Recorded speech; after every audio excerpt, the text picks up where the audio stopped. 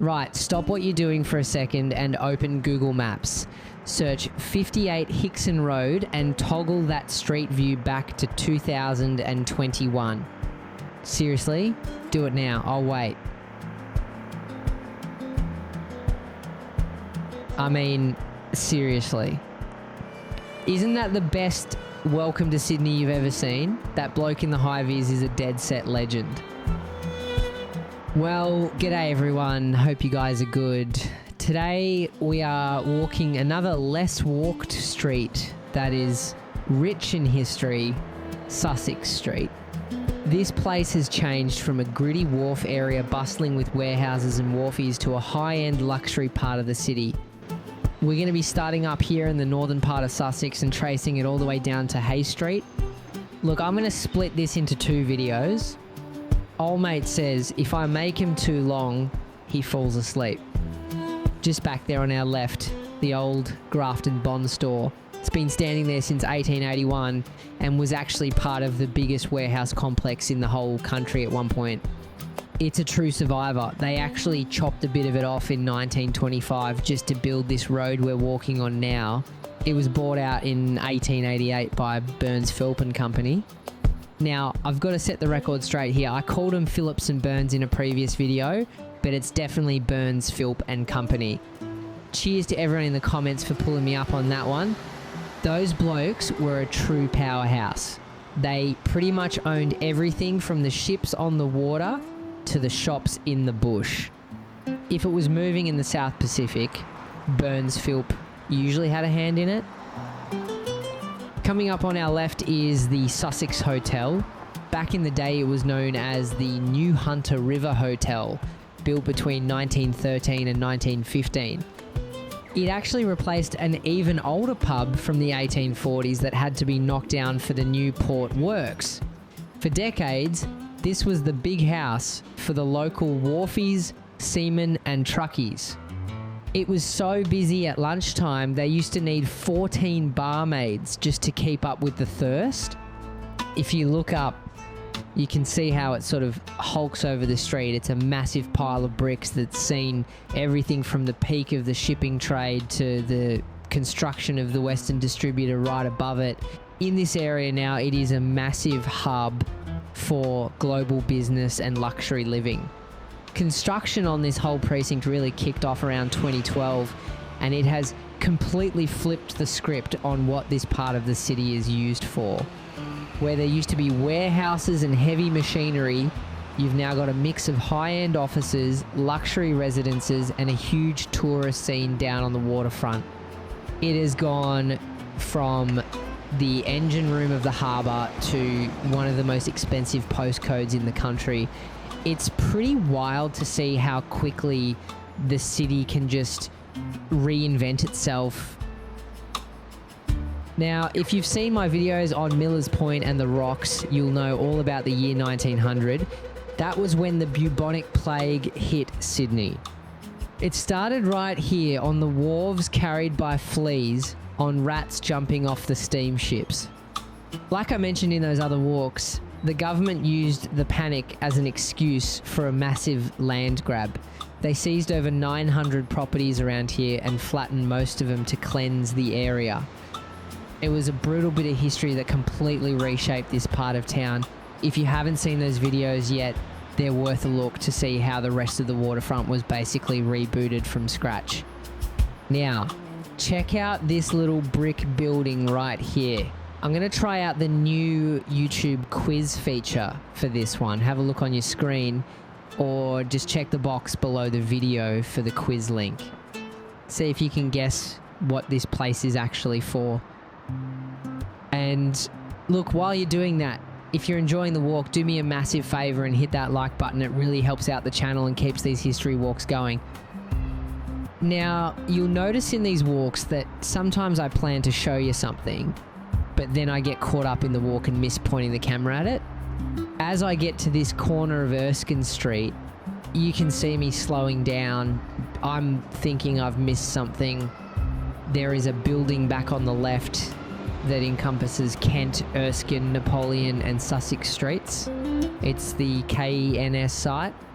During construction, they found evidence of an Aboriginal campsite that's been here for 3,000 years. The Gadigal people were right here, looking out over the water and making tools. They even found tools made from broken glass bottles the Europeans had left behind, a true survivor move. It's wild to think that history is sitting just a few metres under my boots, even if I didn't quite catch the building on camera. While I'm waiting for these lights, I'd love to hear from you guys. Drop a comment below if you've spent time working down here, or maybe you've just got lost taking a wrong turn while the city was being rebuilt. And look, even if you're watching from overseas and just enjoying the stroll, give us a shout out and let us know where you're from. I always love hearing your stories about your part of the world. While we've got a bit of a stretch here, you might wonder how the street got its name. Back in 1810, it was named for Prince Augustus Frederick, the very first Duke of Sussex. He was the rebel of the royal family. He actually stood up in the House of Lords to push for the abolition of the slave trade, which was a massive gutsy move back then because it put him directly at odds with his own father and brothers. He was such an individual that when he died in 1843, the title actually disappeared with him for over a century. Having a progressive rebel as a namesake feels pretty spot on for a street that's always been the gritty heart of the city.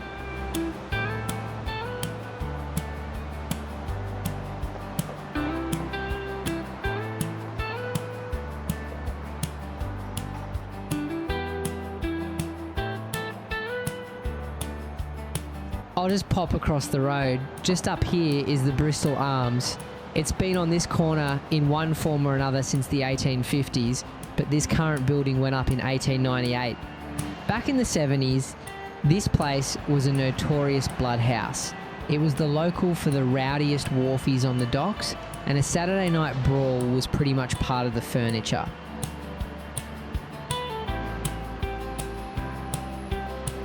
Just past the Bristol Arms, we've got the Hawkens and Vance produce exchange.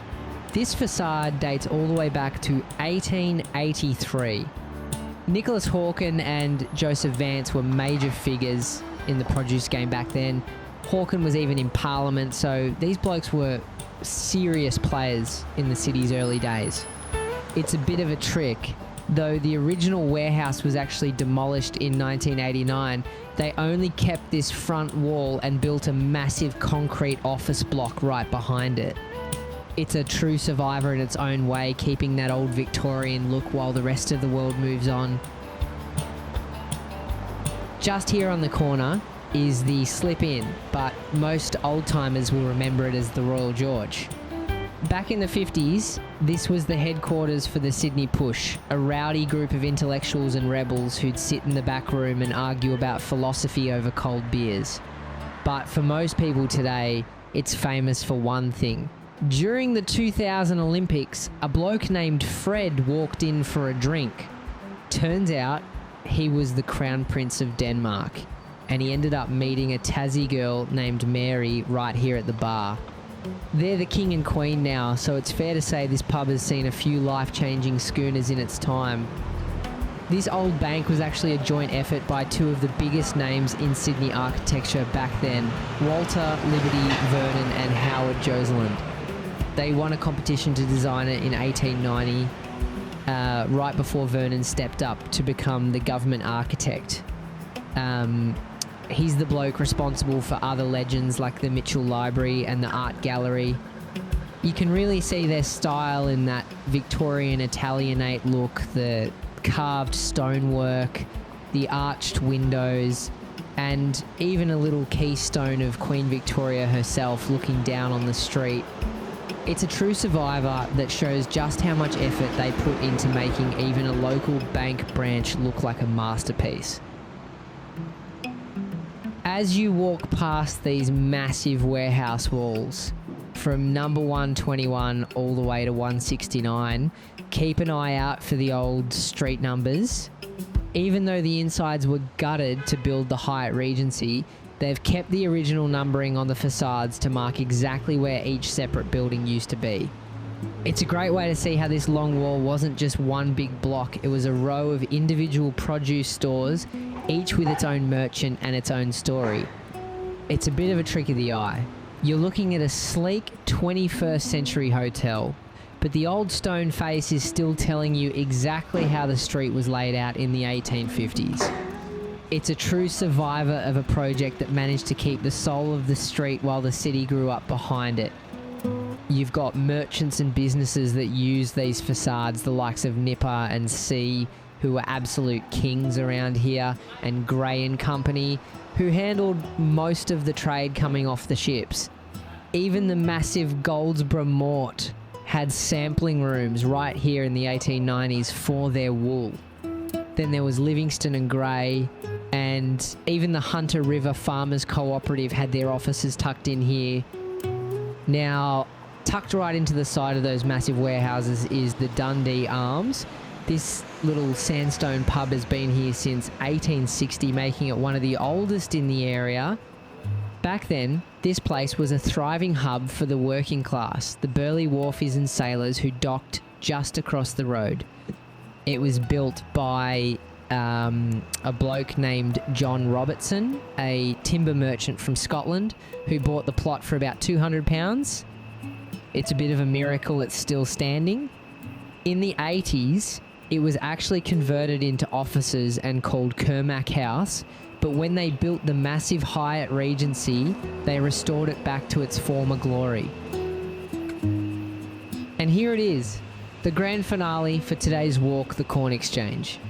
This beauty was built in 1887 and was designed by George McRae. If the style looks familiar, that's because McRae is the same bloke who designed the Queen Victoria building just up the hill. Back then, it was actually built as a fruit and vegetable market to handle the massive amount of produce coming off the ships. It wasn't until later that the grain and corn merchants took over and gave it the name we use today. If you look up at the stonework, you can see the quality McRae didn't hold back, even for a market building. It's a true survivor of the old produce district, and a great reminder that back in the 19th century, Sydney's trade was a very grand business. We're at the corner where Sussex Street hits the Piermont Bridge. It was an engine room for Sydney's traffic past, and it was even the spot for the old monorail station back in the day. Look, if the camera person had more skill and didn't let poles get in the way, we could see the monorail station better. But honestly, the Shelbourne is right here, and I'm parched. Before we head in for a cold one, just quick, check this out.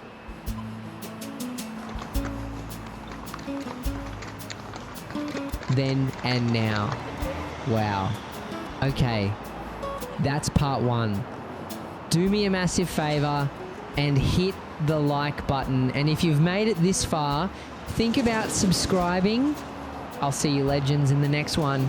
Hope old mate stays awake for it. See ya.